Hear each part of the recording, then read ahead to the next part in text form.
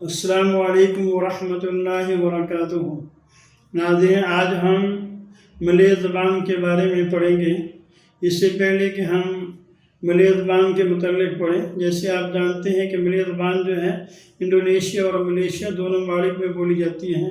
بہت سادہ اور آسان زبان ہے اور یہ دونوں ممالک بہت خوبصورت ہیں۔ ہمارے وہ ناظرین جو ان ممالک کی سیر و تفریح کے لیے جاتے ہیں اور یا ایجوکیشن کے لیے یا اسلام کی تبلیغ کے لیے، ان لوگوں کے لیے ہمارے لیکچر بہت مفید ہوں گے۔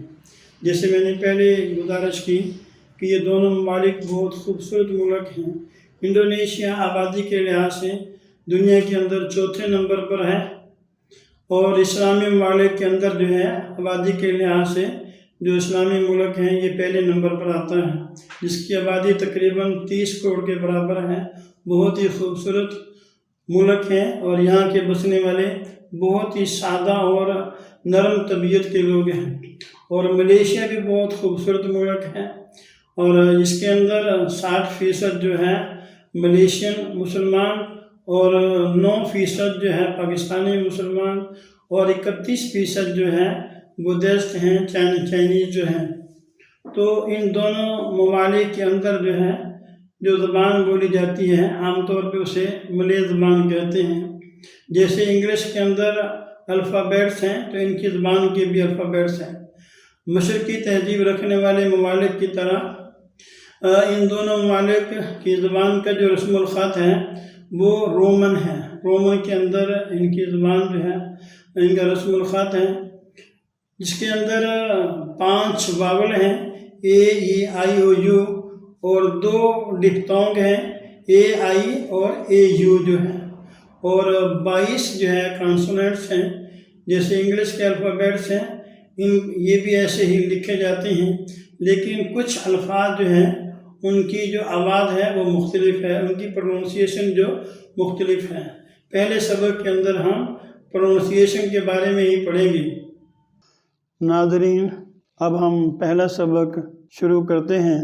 یہ سبق پروننسیشن تلفظ کے متعلق ہے۔ Unlike most of the Oriental languages, the Indonesian language is written in Roman script, which is of course of great advantage. A step has been taken to simplify the spelling, as from August 17, 1972, a new spelling regulation has been introduced, emphasizing that each sound be presented by one syllable. یہ آپ screen کے اوپر سامنے دیکھ رہے ہیں۔ مشرقی تہذیب رکھنے والے ممالک کی طرح انڈونیشیا اور ملیشیا، ان دونوں ممالک کی زبان کا جو رسم الخط ہے، جسے میں نے پہلے بھی کہا کہ رومن زبان کے اندر ہے، رومن رسم الخط ہے ان کا۔ البتہ انہوں نے 17 اگست 1972 کو اپنے اس زبان کو سادہ اور آسان بنانے کے لیے نئے اسپیلنگ انٹروڈیوس فرمائے ہیں انہوں نے، اور اس کے علاوہ نئے جو ہے وہ الفاظ لے کر آئے ہیں۔ واولز کے بارے میں ہم پڑھتے ہیں۔ واول 5 ہیں۔ پہلے کالم میں آپ دیکھیں واول ہیں، دوسرے کے اندر ڈپتونگ لکھے ہیں اور تیسرے کے اندر کانسوننٹس ہیں۔ پہلے واول اے ای آئی او یو، تو سب سے پہلے ہم واول اے کے متعلق پڑھتے ہیں۔ اگلے صفحے پر آپ دیکھیں گے نمبر 1 واولز۔ واول اے کے متعلق پہلے پڑھ لیتے ہیں۔ In open syllables, this vowel sounds more or less like a in army, grass, bar. تو جب اے کو ہم لمبا کر کے پڑھیں گے تو جیسے انگلش کے لفظ آرمی کے اندر اے کو لمبا کر کے پڑھا گیا ہے اور گراس کے اندر اور بار کے اندر جو ہے، اسی طرح ان کی زبان کے جو الفاظ ہیں نیچے والے کالم میں آپ دیکھیں۔ مانا انگلش کے اندر کہتے ہیں وچ ویئر، ہم اردو والے اس کو کہتے ہیں کہاں اور کون سا۔ بکا کا معنی ہے ٹو اوپن، یعنی کھولنا۔ باتک ورک، دلہن کا لباس بھی اس کو بھی باتک کہتے ہیں اور کام کو بھی باتک کہتے ہیں۔ تاکت کا معنی افریڈ، خوف زدہ ہو جانا، ڈر جانا۔ کارنا کارنا کا معنی ہے بیکاز، کیونکہ۔ اب اسی اے کے متعلق in closed syllables sounds a the English word U in shut, جیسے انگلش کے اندر لفظ یو جو شٹ کے اندر آواز دیتا ہے، ایسے ان الفاظ کے اندر اے نے آواز دینی۔ جیسے پہلا لفظ ہے دقت، دقت، دقت کے معنی ہے نیئر، نزدیک، قریب۔ لیتک، لیتک، لیتک کے معنی پوزیشن، حالت۔ گلاس، گلاس، گلاس کا معنی گلاس۔ روسک، روسک، روسک کا معنی ہے بروکن، ٹوٹا ہوا۔ خراب کو بھی روسک کہتے ہیں۔ آگے چلتے ہیں، آئی کے متعلق پڑھتے ہیں۔ اگلے کالم کے اندر آئی pronounced as EAN easy or EEN feet۔ بیسا، بیسا، بیسا کے معنی ہے کین، یعنی ہو سکتا ہے، کر سکتے ہیں۔ ہاری، ہاری، ہاری کا معنی ڈے یعنی دن۔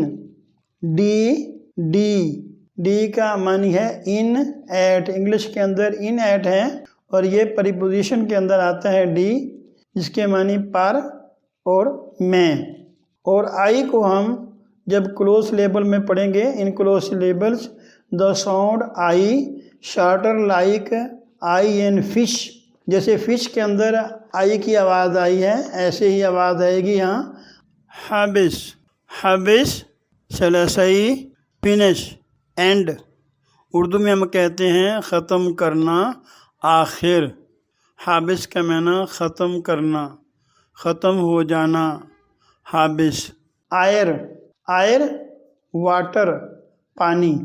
بکت، بکت، ہل یعنی پہاڑی، جو چھوٹی ہے اس کو پہاڑی کہتے ہیں، اور اگر بڑا ہو تو اسے گنو کہتے ہیں۔ وہ یہاں نہیں لکھا ہوا، آگے سبق میں آئے گا۔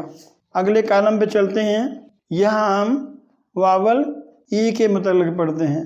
when unstressed is pronounced as the mute in timber، open، گلاس، گلاس، گلاس۔ سبنتار، سبنتار، اوائل، لمحہ، عارضی۔ تیمان، تیمان، تیمان، فرینڈ، دوست۔ when stressed it sounds somewhere between the E in bed and A in bed in the words کریتا، کریتا کا معنی کیریج، ویگن، یعنی کار، گاڑی، ویگن، ان سب کو کریتا کہتے ہیں۔ مرڈیکا، انڈیپینڈنٹ، مرڈیکا، آزاد۔ unstressed while the second one is pronounced، جو کچھ ان واول کے متعلق تھا وہ ہم نے بتا دیا۔ اس کے علاوہ آپ جاننا چاہتے ہیں تو in this case no rules can be given. The only way to master the pronunciation is to listen to people speaking and to radio and TV broadcast۔ اس کے علاوہ آپ جاننا چاہتے ہیں تو جیسے ہمارے انڈونیشیا اور ملیشیا کے لوگ آپس میں بات کرتے ہیں ان کو سنیں، ہماری خبریں سنیں ریڈیو اور ٹیلی ویژن کے اوپر، تو آپ کو ان کے بارے میں اچھی طرح سمجھ آ جائے گی۔ آگے او کے متعلق پڑھتے ہیں۔ او از pronounced like the O in long and A in talk۔ تو لفظ او ہی ہے جو دو طرح آواز دے گا، او کی بھی آواز دے گا اور آ کی بھی آواز دے گا۔ جیسے اگلے لفظ میں ہم پڑھتے ہیں تولانگ، تولانگ کے اندر جو پہلے او ہے اس نے تو او کی آواز دی ہے، لیکن اس کے بعد جو دوسرا او آیا اس لفظ کے اندر اس نے آ کی آواز دی ہے۔ تولانگ، تولانگ کا معنی ٹو ہیلپ، تولانگ مدد کرنا۔ روتی، روتی، روتی کا معنی ہے بریڈ یعنی روٹی۔ پوتنگ، پوتنگ، ٹو کٹ، کاٹنا۔ اس کے بعد جو لفظ ہے واول کے اندر U, U is pronounced like the double O in fool۔ تنگو، تنگو، تنگو، ٹو ویٹ، انتظار کرنا۔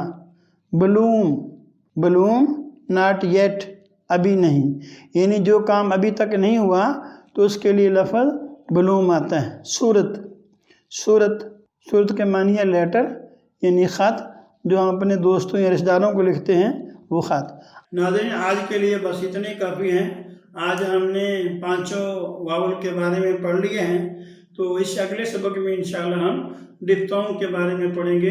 جو 2 ہم نے ڈپتھونگ بتائے آپ کو، اے ای آئی اور اے یو جو ہیں، اگلے سبق میں انشاءاللہ اس کے متعلق پڑھیں گے تفصیلی۔